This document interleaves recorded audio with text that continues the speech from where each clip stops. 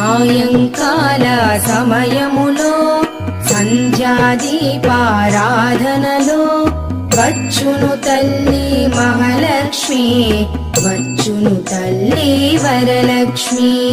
కాళ్లకు గజ్జెలు కట్టింది, మెడలో హారము వేసింది, పిలచిన వెంటనే పలికింది, అడిగినదంతా ఇచ్చింది.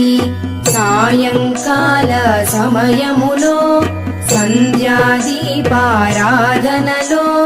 వచ్చును తల్లి మహాలక్ష్మి, వచ్చును తల్లి వరలక్ష్మి.